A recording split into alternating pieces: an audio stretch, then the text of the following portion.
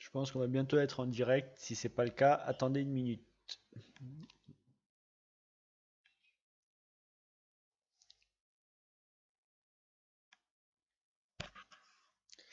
Yes, salut à tous. On est en direct aujourd'hui pour une vidéo géotraitement. J'ai dit que je le ferai, je le ferai. Alors je sais pas si je ferai tous les géotraitements aujourd'hui, mais en tout cas on va en voir une bonne partie. Enfin on va en voir au moins un les buffers. Le minimum syndical aujourd'hui sur les buffers. Après je sais pas si jusqu'où on ira ce soir. Je sais pas jusqu'où la VM va tenir ce soir, mais en tout cas on va essayer d'en voir un petit peu quand même. Donc aujourd'hui, vidéo de présentation sur les géotraitements vecteurs dans QGIS. Voilà, donc j'avais prévu un projet, mais je le retrouve plus, donc il marche plus, c'est pas grave, je me prends ce projet-là qui était un projet de test, on s'en fout. Et l'objectif aujourd'hui, ben, c'est de voir un peu les géotraitements dans QGIS et de remplacer toutes les vidéos de merde que j'avais fait il y a plusieurs années sur les géotraitements. Je crois que c'est les pires vidéos que j'ai fait sur QGIS, c'était les vidéos des géotraitements. Donc on va refaire des belles, des propres. Et aujourd'hui, on va commencer par au moins les buffers. Donc pour info, les géotraitements, on les trouve dans Vector Geoprocessing Tool pour vous, géotraitement. Et vous avez les buffers, clip, convex, différence, dissolve, intersection, union, eliminate, selected, polygon. Donc aujourd'hui, on va un peu essayer d'en voir on va aller faire un par un. On va voir un peu ce que ça implique au niveau de la table attributaire, on va voir ce que ça implique au niveau de la géométrie. Donc voilà, aujourd'hui c'est vraiment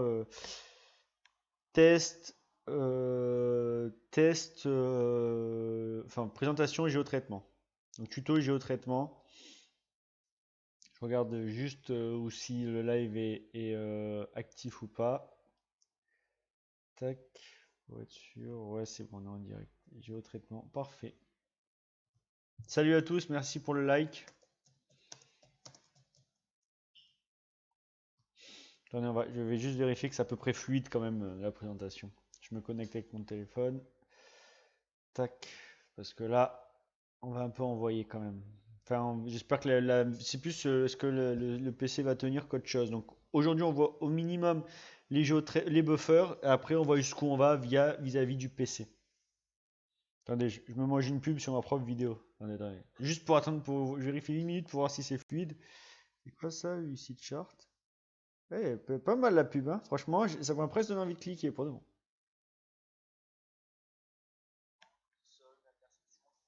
Bon, voilà, super. J'étais sur la vidéo, super, ça a l'air d'être fluide. On est bon, on est parti. Merci pour le like, salut à tous. N'hésitez pas à souscrire à la chaîne, à vous abonner si vous le souhaitez. Allez, on est parti, parce qu'il y a quand même à voir. Donc là, j'ai des couches lignes point polygone, donc c'était l'intérêt d'avoir un peu toutes les couches pour montrer comment ça fonctionne. Première chose, on attaque dans le dur tout de suite d'entrée de jeu. On est parti pour les géotraitements et on va commencer avec les buffers classiques. Alors on va voir si ça dure trop longtemps, voilà, ce sera sur plusieurs vidéos. Donc les buffers premièrement, donc les zones tampons en français, comment définir une distance à partir d'une couche. On va d'abord commencer sur nos lignes de bus. Et donc on va définir une distance. Donc là on va mettre, voilà, vous voyez, donc on choisit notre couche en entrée. On va dire, allez, 50 mètres pour que ce soit quand même visible. Donc 50 mètres, c'est de part et d'autre de la ligne. Segment, c'est la finesse, le nombre de vertex qu'il va y avoir, qui va composer le vecteur. Plus il y en a, plus il y aura de vertex. Et plus les formes seront arrondies, etc. Milter limite, je ne sais pas ce que c'est, on verra. Donc, alors, dissolve result. D'abord, on va dissoudre les résultats. Et on va voir ce que ça donne. Bam, je lance. Donc, ce qui est cool avec la couche ligne, c'est qu'elle est assez légère. Donc, normalement, ça ne devrait pas prendre trop de temps. Donc là, on voit la distance. On voit d'abord, premier géotraitement, les buffers. Je l'inscris. Premier géotraitement. Attendez, j'écris. Pour ceux qui viendront après. Premier géotraitement les buffers. Bam.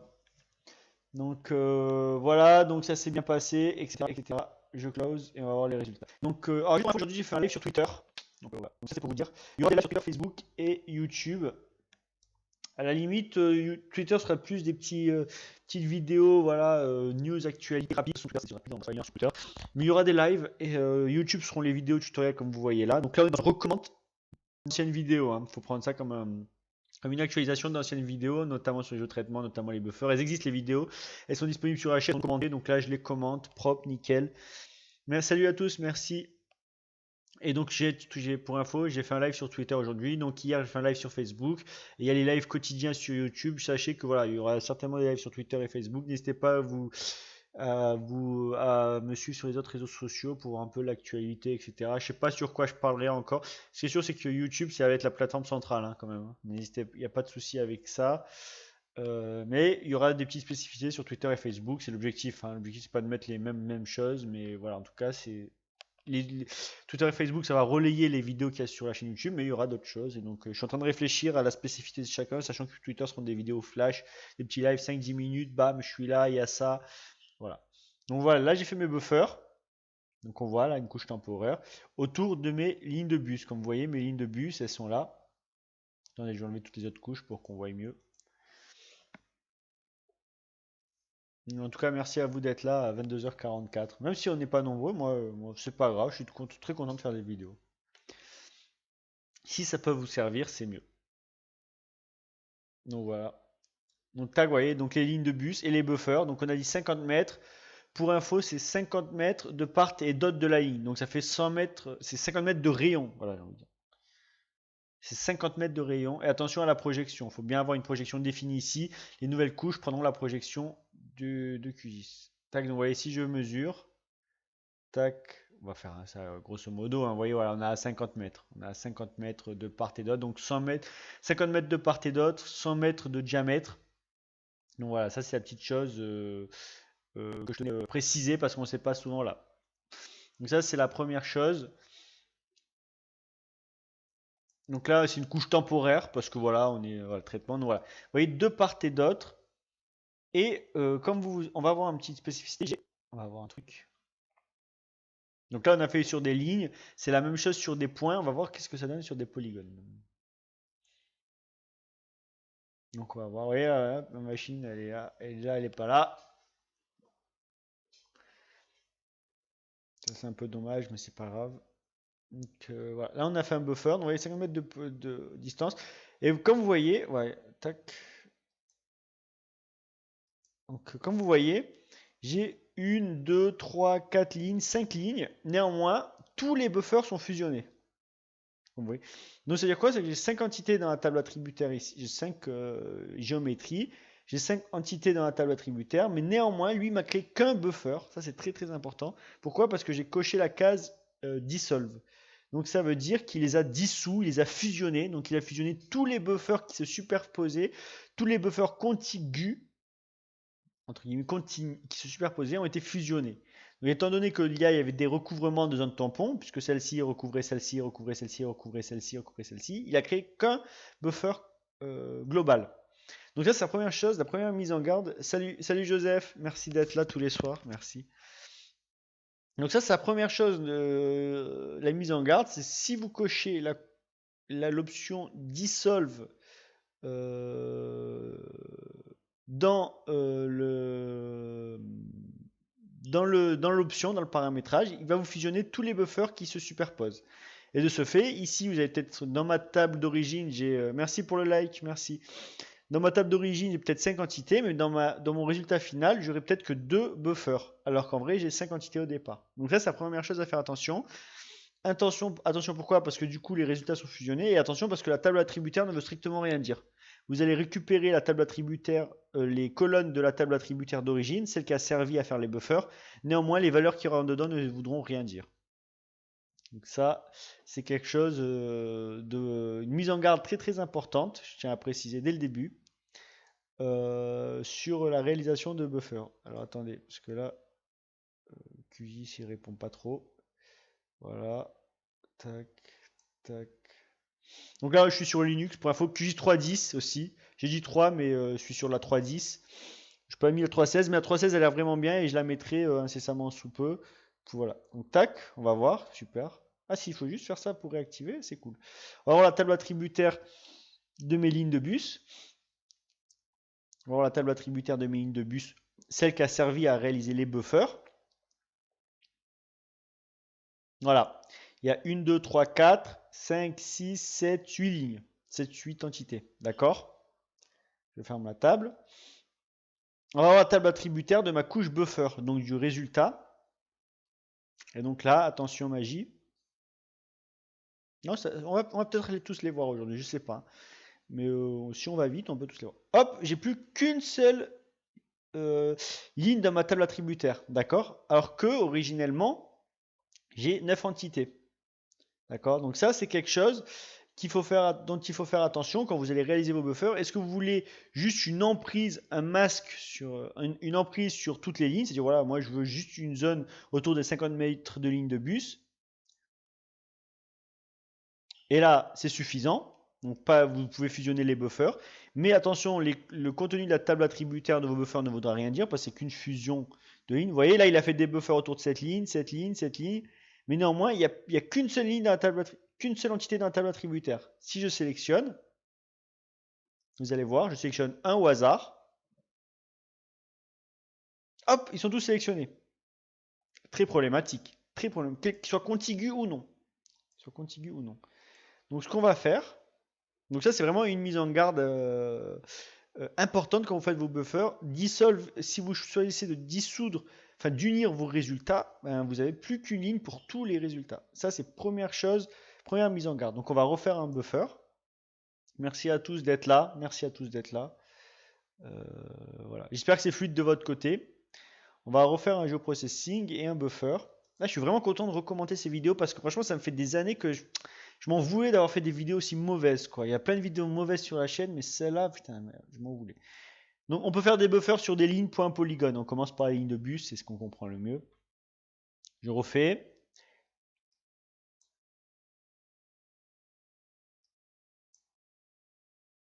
Je mets 50 comme tout à l'heure. 50 mètres.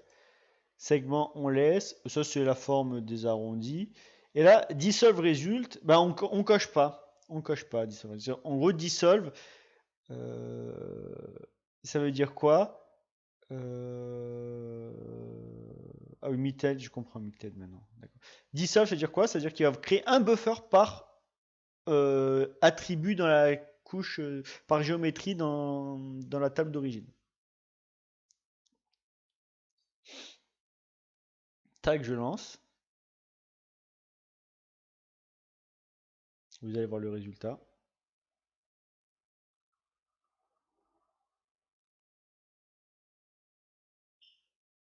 Ça y est, voilà, finished.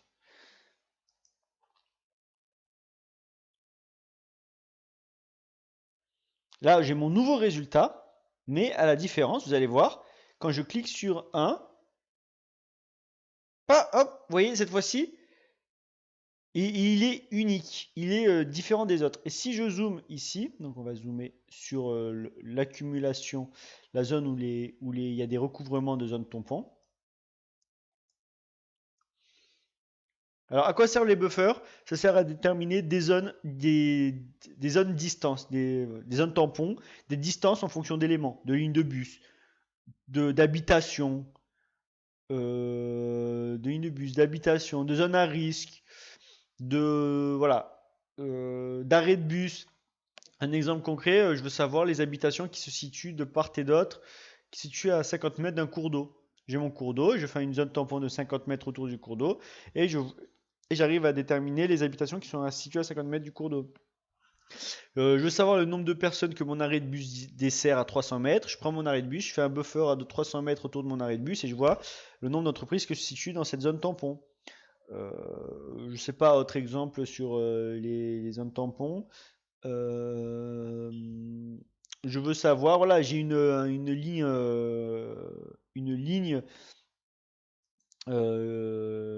j'ai une antenne GSM. Je veux savoir 50 mètres de distance de mon antenne GSM émet jusqu'à 50 mètres de distance. Ben, je veux visualiser cette zone de 50 mètres de distance pour voir si je couvre tout mon village, oui, non. Si je couvre tout mon centre-ville, tout mon bâtiment, oui, non. Voilà. Typiquement, ça sert à ça, une zone tampon.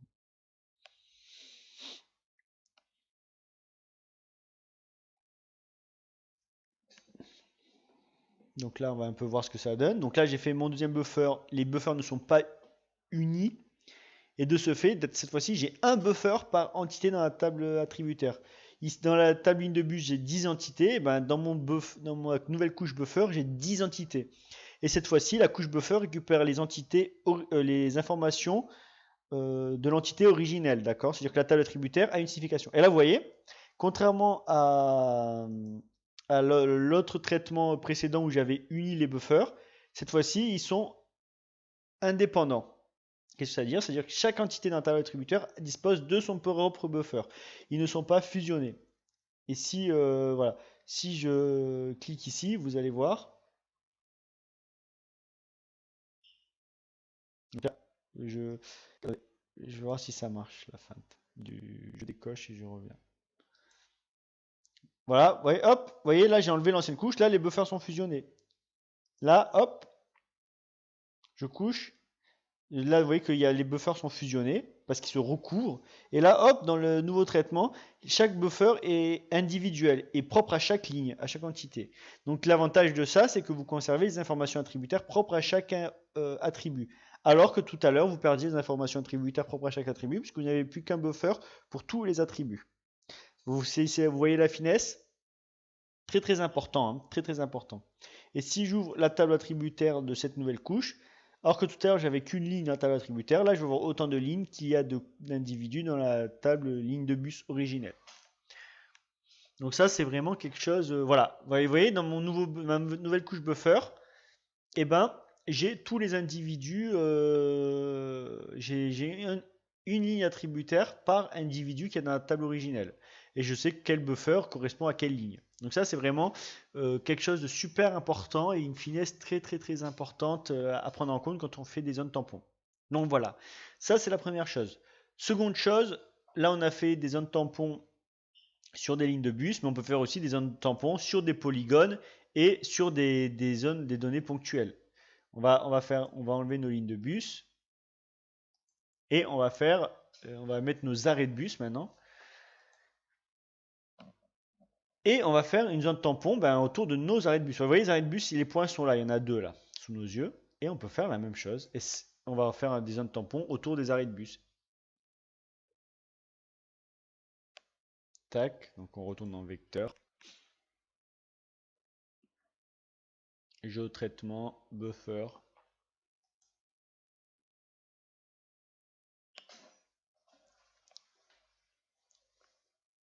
Et cette fois-ci, je sélectionne la couche arrêt de bus. Je mets 100 mètres. 5, 5, 5. Cette fois-ci, pareil, dissolve, c'est-à-dire que chaque arrêt de bus aura sa zone tampon. Je run. Et voilà. Et donc ça sert, voilà, un buffer, c'est une distance tampon, une zone tampon qui permet d'analyser, de faire des analyses de distance autour d'un phénomène. Voilà, je veux savoir le nombre de personnes qui se situent autour de cette antenne relais. Voilà, pour savoir potentiellement au niveau de la santé combien de personnes ça peut impacter. Je veux savoir, voilà, je veux définir une zone de quarantaine autour d'un cluster Covid de 50 mètres, 100 mètres, j'estime, voilà. Donc je fais un buffer et puis je vois jusqu'où ça va. Voilà, le buffer a plein d'usages. Maintenant, je vais vous dire un usage caché qu'on ne vous dit pas souvent pour les buffers. Ouais, vous voyez, là, j'ai fait des buffers autour de mes arrêts de bus.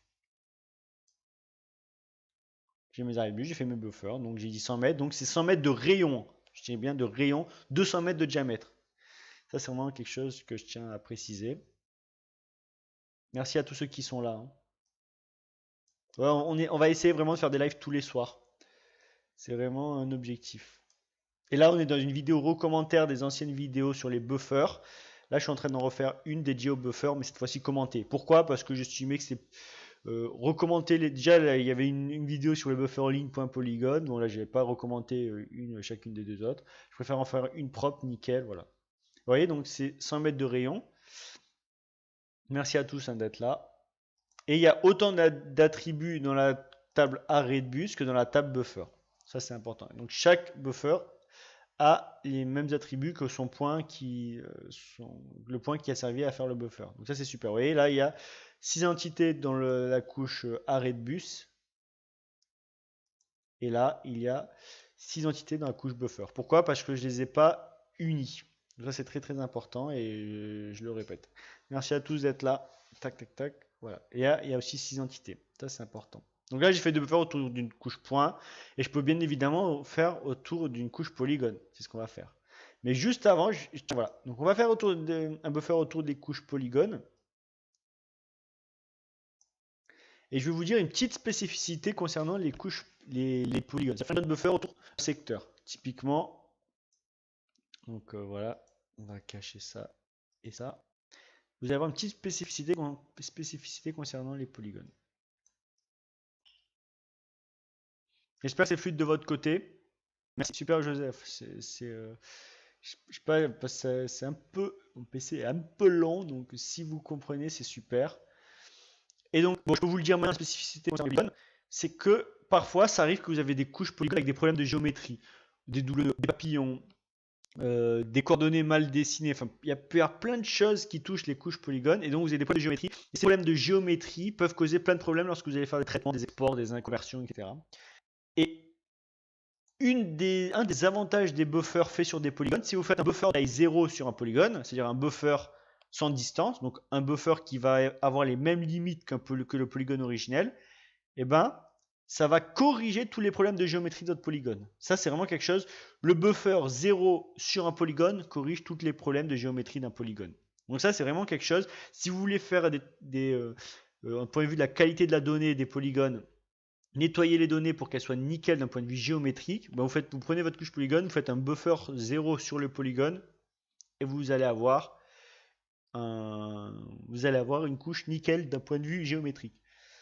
Donc ça, c'est vraiment la petite spécificité buffer polygone. Voilà, je tenais à bien spécifier parce que souvent les gens ne le savent pas ça, mais ça peut vraiment être super pour cleaner les données. Attendez, là je vais essayer de voir. Elle est en train d'ouvrir la table attributaire, c'est pour ça. Ou il l'a pas fermé. Donc voilà, ça c'est vraiment quelque chose. Vous prenez votre couche polygone, vous faites un buffer 0, vous n'unissez pas les polygones et vous allez avoir en sortie la même couche sans problème de polygone. Donc voilà, donc je tiens à dire, il y aura des lives tous les soirs normalement, et n'hésitez pas à me suivre sur les réseaux sociaux, parce qu'il y aura des lives aussi sur les réseaux sociaux Twitter et Facebook, qui auront voilà, des petites spécificités. Je pense que sur Twitter, je vais faire un petit récap actu SIG de la journée, avec les petites news qui proviennent du monde du SIG. Donc voilà, les petits outils qui sortent, sans présenter, sans rien, mais juste faire des petites news sur les nouveaux outils, les nouvelles versions qui sortent. Voilà. Je pense que ça sera plus sur Twitter. Donc voilà, un petit actu SIG voilà, en live sur Twitter. N'hésitez pas donc à me suivre sur Twitter. Il y aura des lives. Donc voilà. Donc là, je reviens. Je vais prendre ma couche polygone. Allez, on va mettre les parcelles au hasard. Ouais, je vais prendre une ou deux parcelles hein, pour pas que ce soit trop long les traitements. Donc voilà, n'hésitez pas à suivre sur les réseaux sociaux. Là aujourd'hui, donc là on va voir les buffers sur les polygones, on a vu les buffers sur les lignes, sur les points, on va voir sur les polygones, les petites spécificités, unir les polygones, ne pas unir les polygones, c'est suivant votre besoin, il n'y a pas de règles spécifiques. Donc voilà, pour faire très léger, on va choisir que quelques polygones, histoire que le traitement ne dure pas des plombs. Allez, je me suis perdu. QGIS un thème son. Ouais, le buffer 0, ça permet de clean. Buffer 0 sur un polygone, je dis bien, ça permet de cleaner la géométrie. Ouais. Les buffers sont géométriquement parfaits en fait. Donc ça, c'est vraiment quelque chose à savoir d'entrée de jeu. Parce que des fois, ça arrive, j'ai un fichier shapefile, je veux exporter en map.info, en DXF, et il y a des problèmes de géométrie et ça bug. Ou si vous allez lancer des processing via la boîte Toolbox, vous allez avoir des problèmes si les géométries sont pas propres. Au moins le buffer, niveau qualité géométrique, je dis bien, je dis pas qualité attributaire. Niveau qualité géométrique, ça vous permet de nettoyer la couche. Donc on va sélectionner voilà, ces polygones là. Donc on va voir ce que ça donne un buffer autour de polygones.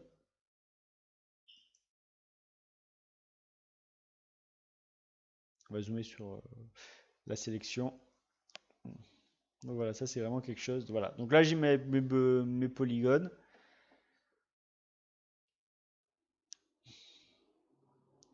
J'ai mes polygones et je vais faire des buffers autour de ces polygones. Alors déjà on va faire, parce que, et aussi deuxième spécificité des buffers polygones par rapport aux lignes au point, c'est que vous pouvez faire des buffers négatifs. C'est-à-dire qu'au lieu d'étendre de tant de mètres à partir des limites du polygone, vous allez relier à partir de tant de mètres à l'intérieur du polygone. Et ça peut être intéressant pour pas mal de traitements aussi. Je vais vous montrer le buffer positif et le buffer négatif. Ça peut être intéressant pour pas mal de traitements que vous allez à travers de buffers. Alors comme je vois que la vidéo a fait une demi-heure et qu'on a vu que les buffers, peut-être qu'aujourd'hui on va s'arrêter, on va faire que les buffers et demain on fera d'autres. Voilà, peut-être que la semaine prochaine sera la semaine géotraitement. Donc là on est géotraitement, voilà. Tac. Donc là, géoprocessing, buffer, zone tampon. On les verra tout ça.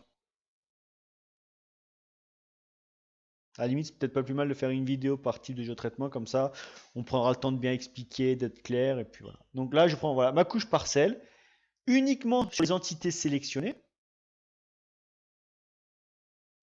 On va commencer, on va mettre un buffer 100 mètres. 100 mètres parce que 1000, on va 100. Tac, tac, tac. Et on va laisser les entités autonomes, c'est-à-dire les buffers autonomes. On ne va pas fusionner les buffers contigus qui se superposent. Salut à tous, merci d'être là. Donc là, on fait des buffers sur les polygones et on va voir les deux spécificités des buffers sur les polygones par rapport aux lignes au point. Le buffer négatif et le buffer 0 pour cleaner les géométries. Parce que le buffer 0 clean les géométries. N'hésitez pas à liker la vidéo si vous aimez. Merci, voilà, merci pour les likes. Et donc là, voilà, j'ai lancé mon buffer sur les polygones.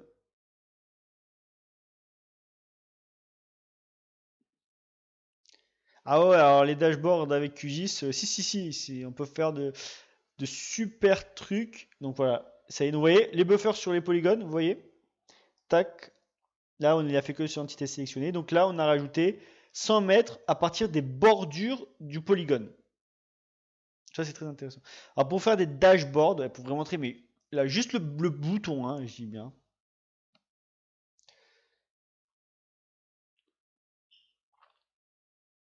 Alors je sais pas si c'est là.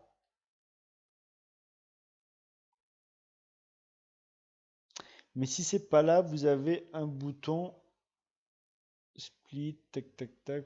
Oui, je vois. Vous avez un bouton, on va voir plugin. Il faut que je me souvienne du nom. Ça, on va le voir, un QGIS BI. Pour dire voilà, le titre de la future vidéo qui va traiter ça s'appellera QGIS BI carrément. Parce qu'on va montrer comment faire de la géodécision, carto et stat avec QGIS. Dataplotty, voilà, c'est celui-là. Plugin. Il est installé de base maintenant, c'est Dataplotty.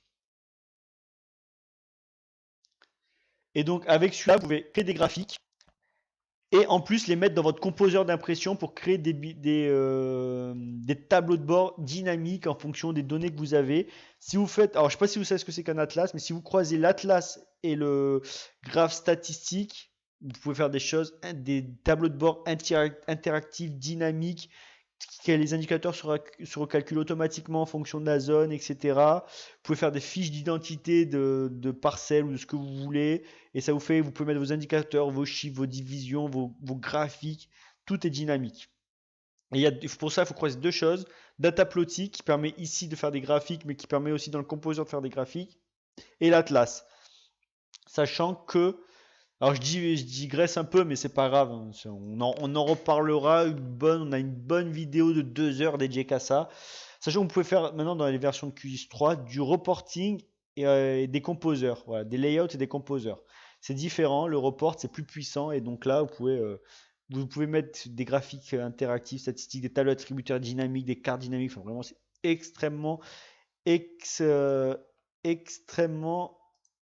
puissant. C'est extrêmement puissant. Voilà. Donc d'abord il y a le Dataplotty, plugin Dataplotty qui permet de faire des stats, mais croisé avec le composeur, voilà, pour répondre assez rapidement pour le volet dashboard de QGIS. On y reviendra. Là, on a le temps d'y revenir tranquillement. Donc, voilà. Et là, vous voyez, il m'a fait 100 mètres de part et d'autre du polygone. Et là, j'ai un polygone par entité. D'accord? On va faire un autre raster. On va faire notre buffer. Cette fois-ci, des buffers négatifs. Voilà, Joseph, pour répondre très très rapidement. Dataplotty.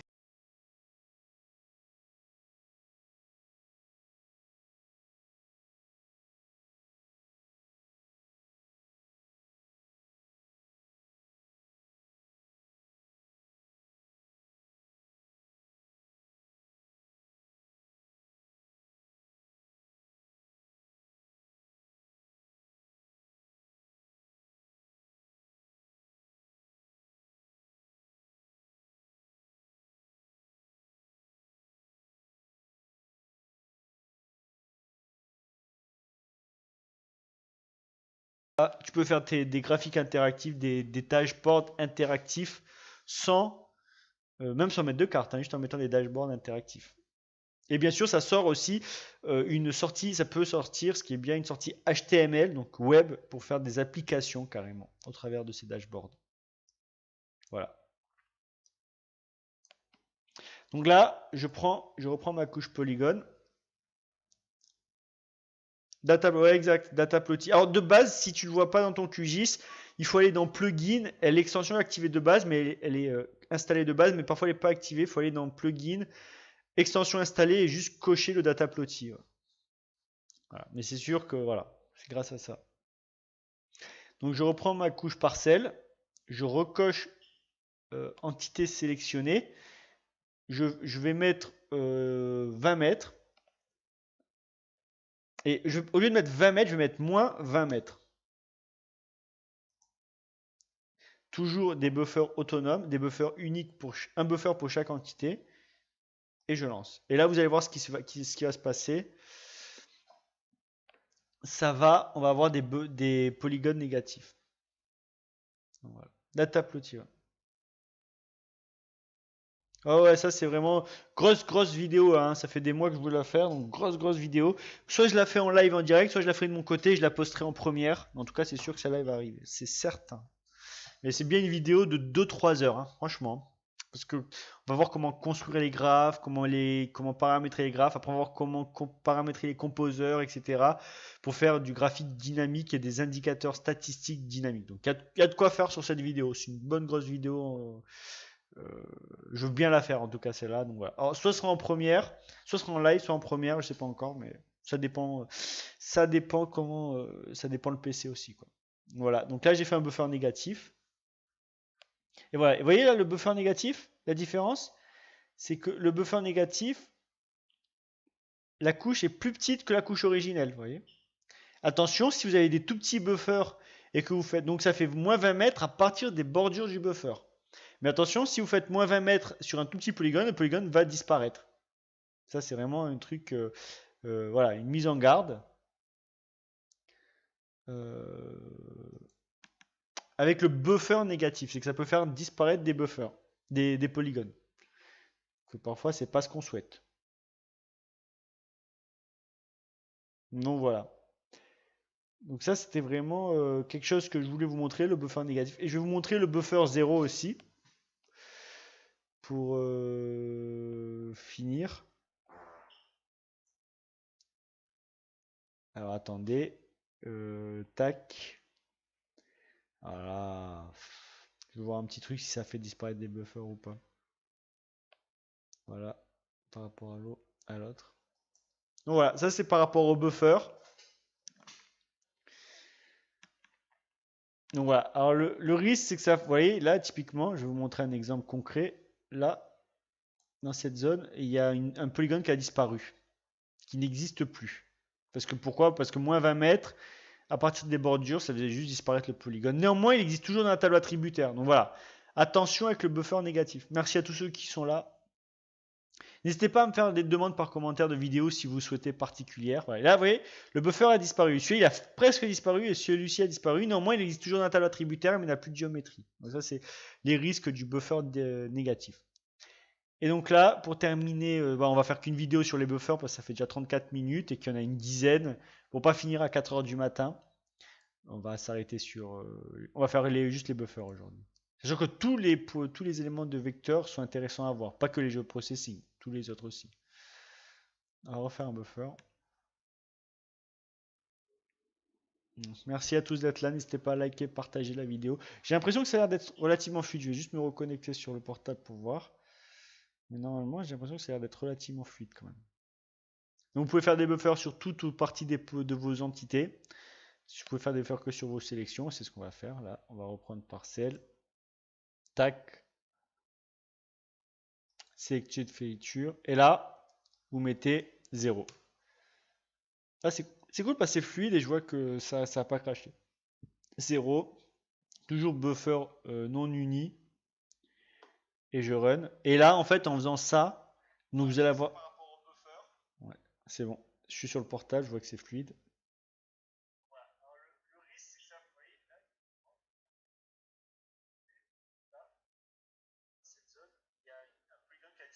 Ouais, c'est bon.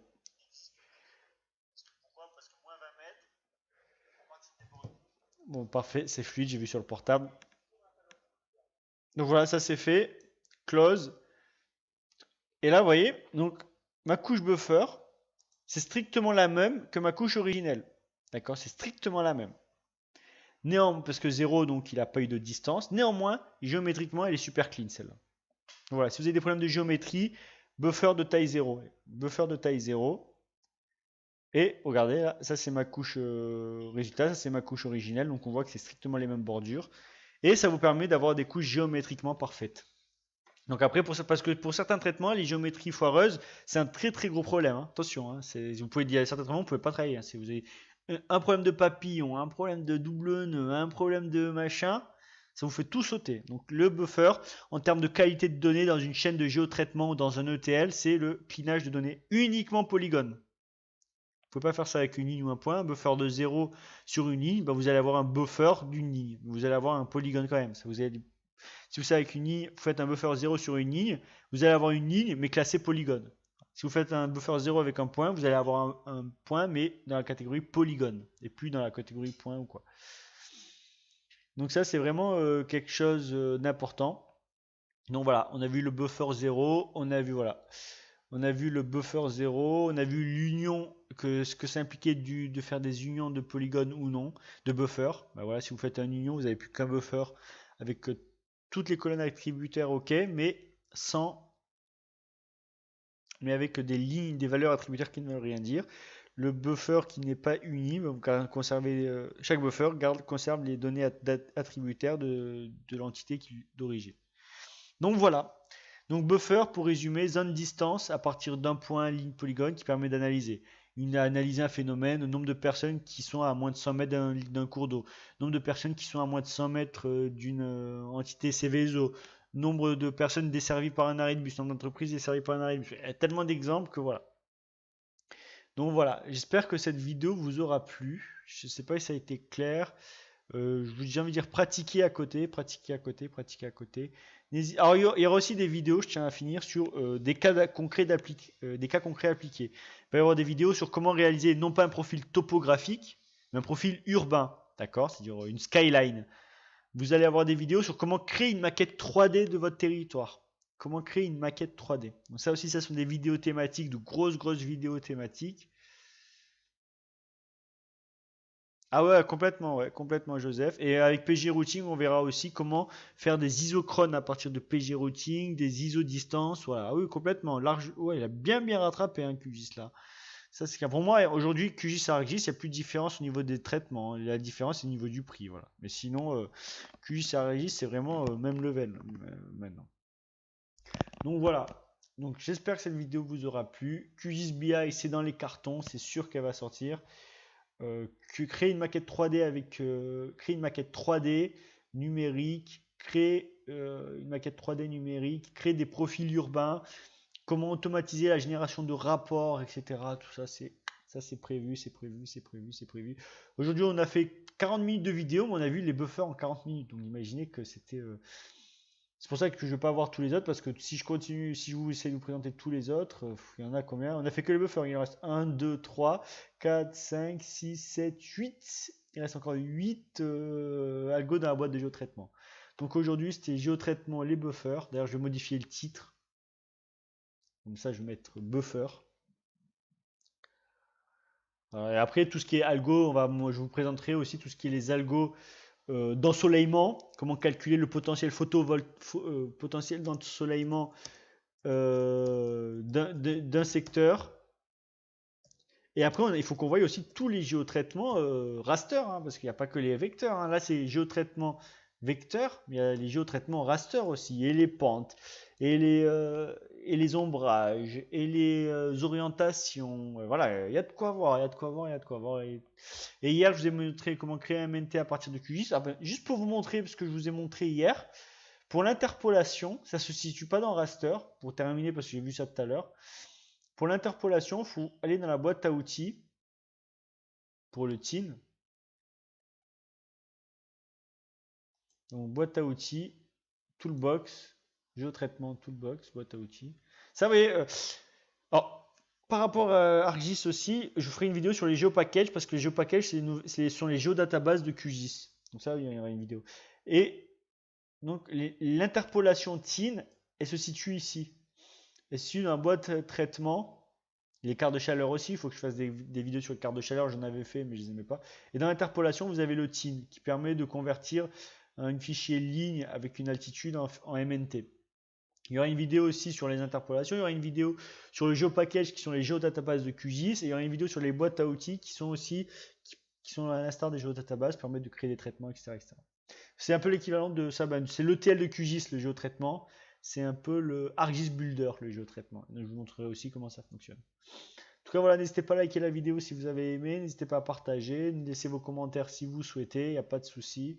Ou dans les commentaires, voilà, des questions, des besoins d'éclaircissement, de tutos spécifiques. Là, je vous présente des tutos SIG, mais il y aura aussi comment créer un projet QGIS, un projet Leaflet ou OpenLayer. Ça, c'est projet QGIS. Après, il y aura des vidéos sur le SQL via PostGIS. Il y aura des vidéos aussi développement OpenLayer Leaflet. Voilà. Donc,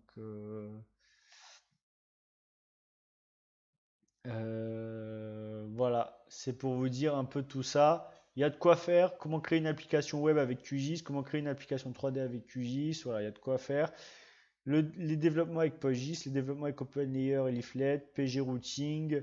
Et après, j'en ai mis pas mal d'autres, hein. Le QGIS appliqué, le SIG appliqué à l'aménagement numérique du territoire, les SIG appliqués au géomarketing, les SIG appliqués à l'urbanisme, l'aménagement. Il y a de quoi faire, hein.